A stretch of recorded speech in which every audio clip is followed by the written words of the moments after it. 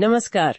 आज हमारे सामने है अखंड ज्योति पत्रिका का जुलाई 1984 का अंक और इसमें पूज्य गुरुदेव पंडित श्रीराम शर्मा आचार्य जी का एक बहुत ही कह सकते हैं दूरदर्शी अध्याय है। इस नक्शे में आमूलचूल परिवर्तन होगा।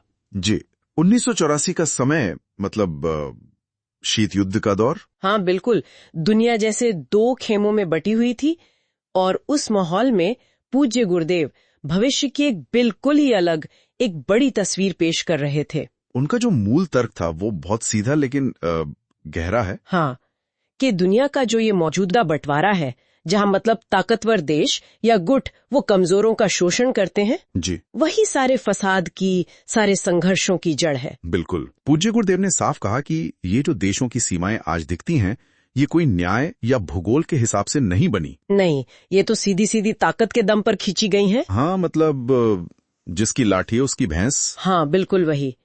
उन्होंने इसे वर्गों का शासन कहा, एक तरह की एक विष बेल सही कहा, जो लगातार झगड़ों को ही मतलब पानी देती रहती है। और ये समझना भी जरूरी है, जैसा आपने शुरू में कहा, कि ये सिर्फ फौजी लड़ाइयों तक की बात नहीं है। नहीं। पूज्य गुरुदेव का नजरिया बहुत व्यापक था। वो इशारा कर रहे थे संसाधनों के भयानक अन्यायपूर्ण बंटवारे की तरफ। सोचिए, कहीं तो तेल के इतने भंडार हैं, कहीं विशाल जमीनें खाली पड़ी हैं। हाँ। और दूसरी तरफ करोड़ों लोग, घनी आबादी, साधनों की कमी। हाँ, और ये जो विभाजन है कि एक इलाके के लोग उस पर कब्जा जमा लें और उसका फायदा बस खुद उठाएं, जी, ये व्यवस्था ही लगातार तनाव पैदा करती है, या संतुलन ये टिक नहीं सकता। और यहाँ बात और भी मतलब चौंकाने वाली हो जाती है। उस समय में जब सब अणु युद्ध के डर में जी रहे थे, हाँ, वो तो चरम पे था डर। पूज्य गुरुदेव भविष्यवाणी करते हैं कि न केवल वो विनाशकारी युद्ध टलेगा, बल्कि ये जो देशों को बांटने वाली लकीरें हैं, सीमाएं, हाँ, ये सीमाएं ही मिट जाएंगी। उनका कहना था कि ये जो दुनिया का नक्शा आज हम देखते हैं, इतने सारे देशों वाला, ये पूरी तरह बदल जाएगा, ये देश रहेंगे ही नहीं। ये कल्पना करना भी उस वक्त कितना क्रांतिकारी रहा होगा। और पूज्य गुरुदेव के हिसाब से ये बदलाव शायद बड़े देशों की मर्जी से नहीं आएगा। नहीं, वो इसे दैवी शक्तियों का हस्तक्षेप मानते थे। शायद उनका मतलब था कि कुछ बड़ी अप्रत्याशित घटनाएं होंगी या विश्व चेतना में ही कोई ऐसा बदलाव आए जो इंसानी कंट्रोल से बाहर हो। हाँ बिल्कुल, जैसे कोई प्राकृतिक शक्ति काम करती है जो पूरी व्यवस्था को हिला दे।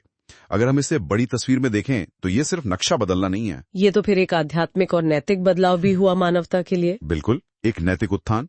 उनका मानना था कि युद्धों का समाधान इस बार मतलब आखिरी बार होगा। तो अगर ये मौजूदा नक्शा बदलेगा, ये सीमाएं मिटेंगी, तो फिर सवाल है कि इसकी जगह क्या लेगा? भविष्य की तस्वीर क्या थी पूज्य गुरुदेव के अनुसार? उन्होंने एक विश्व राष्ट्र का विजन रखा, एक दुनिया जहां वसुधैव कुटुंबकम, जो हमारा प्राचीन भारतीय आदर्श है, हाँ, सारी पृथ्वी एक परिवार है, वो सिर्फ एक कहने की बात ना हो, बल्कि जीवन की सच्चाई बने। जमीन, संसाधन, ये सब किसी एक देश या ग्रुप के नहीं, सबके साझे होंगे। हाँ, सबके साझा। हर इलाके के उत्पादन का फायदा हर किसी को बराबर मिले। शोषण का नामो निशान न हो। इसमें तो बहुत गहरे नैतिक बदलाव की बात है। ये सिर्फ सिस्टम बदलना नहीं, ये तो सोच बदलना है। बिल्कुल, ये सबसे अहम बात है। पूज्य गुरुदेव कहते हैं कि जो समर्थ हैं, साधन वाले हैं, भले ही वो संख्या में कम हो, जी, उन्हें जिम्मेदारी लेनी होगी किसकी? उन कमजोर और पिछड़े हुए बहुमत की, जिनकी संख्या बहुत ज्यादा है, उनको ऊपर उठाने की। अच्छा, जैसे माँ बाप अपने बच्चों का ध्यान रखते हैं। हाँ बिल्कुल, वही भाव। जैसे अभिभावक अपने कई छोटे बच्चों को प्यार से पालते हैं, काबिल बनाते हैं, वो जो दूसरों की मजबूरी का फायदा उठाने वाली आदत है ना, शोषण की पुरानी नीति, उसे छोड़ना होगा पूरी तरह। हाँ, उसे पूरी तरह त्यागना होगा।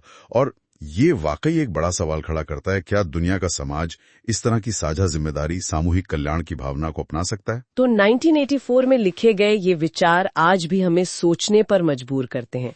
क्या वाकई ये जो राष्ट्रों की सीमाएं हैं, उनका आपसी स्वार्थ है, शक्ति प्रदर्शन है, यही हमारी दुनिया की समस्याओं की जड़ में है? पूज्य गुरुदेव का ये विश्लेषण हमें मजबूर करता है कि हम मौजूदा वैश्विक व्यवस्था पर, राष्ट्रवाद की धारणाओं पर और ये जो संसाधनों पर मालिकाना हक जमाने की सोच है, हाँ, उस पर गंभीरता से दोबारा सोचें। ये सिर्फ भविष्य की झलक नहीं, ये एक तरह का आवाहन भी है, एकता के लिए, समान भागीदारी के लिए, आपसी जिम्मेदारी के लिए। ये उस पुराने पड़ चुके ढांचे को बदलने की पुकार है जो शायद अब उतना कारगर नहीं रहा, जो अपनी उपयोगिता खो चुका है। लक्ष्य में एक बुनियादी बदलाव और एक विश्व, एक राष्ट्र के उदय की संभावना जताई थी।